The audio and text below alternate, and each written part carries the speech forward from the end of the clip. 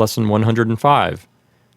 In this lesson, we're going to learn the dative singular, dative plural, ablative singular, and ablative plural forms of the word we're. This completes our chart, and that means that we now know how to make all 10 forms of the second declension word we're. Notice how the dative singular and ablative singular forms are identical. They both have the O ending. Also notice that the dative plural and ablative plural forms are the same as well. Both of those forms share the IS ending. Let's get some practice with our new forms by looking at the exercises. In the first exercise, naro is the verb. That means I tell or I am telling. Fabulam is the direct object. And weiro is the dative singular form of we're. That's the indirect object. So number 1 will say, I am telling a story to the man. In number 2, dot is the verb. That means he, she, or it gives, or he, she, or it is giving, but the subject is Regina. Weeris is the dative plural form of we're, and that's the indirect object. Pecuniam is the direct object. So number 2 will say, the queen is giving money to the men. In number 3, desideramos is the verb. That means we long for or we want. Laborare is an infinitive that means to work. In silva is a prepositional phrase, and cum viris is also a prepositional phrase. Notice how viris is in the ablative plural and has the is ending because it's the object of the preposition cum. Cum takes the ablative case.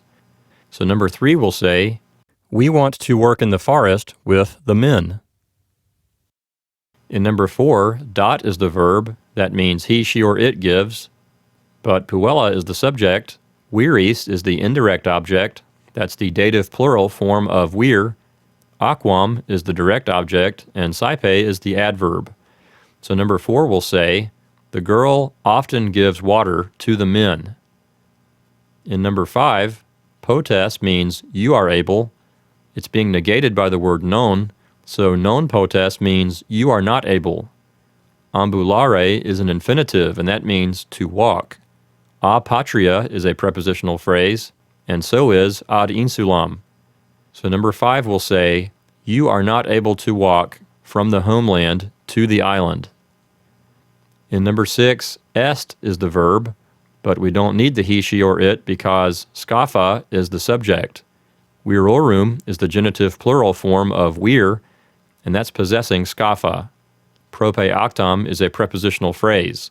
So number 6 will say, the boat of the men is near the seashore, or the men's boat is near the seashore. In number 7, amant is the verb, and that means they like or they love, but we don't need the word they because weary is the subject. Silwai is in the genitive singular, and that's possessing weary. Agricolam is the direct object, and non is negating the verb. So number 7 says, the men of the forest do not like the farmer. In number 8, the word said divides the sentence into 2 smaller independent clauses. In the first clause, eidifikos means you build or you are building. Kasam is the direct object, and we have a prepositional phrase which is in insula. In the second clause, eidifiko is the verb. That means I build or I am building. And in silva is a prepositional phrase. Kasam is the direct object, and the word ego is an optional word that's being used along with eidifico. So number 8 will say, you are building a house on the island, but I am building a house in the forest. In number 9, ambulant is the verb. That means they walk or they are walking. Puelli is the subject, and we have 2 prepositional phrases, a scola and ad tabernam. Cotidie is an adverb. So number 9 will say, the girls walk from school to the shop daily. In number 10, ambulo is the verb. That means I walk or I am walking. We have 2 prepositional phrases, sine tabula and in scolam. Notice how the object of the preposition in is in the accusative case.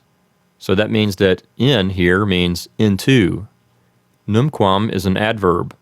So number 10 will say, I never walk into the school without a writing tablet.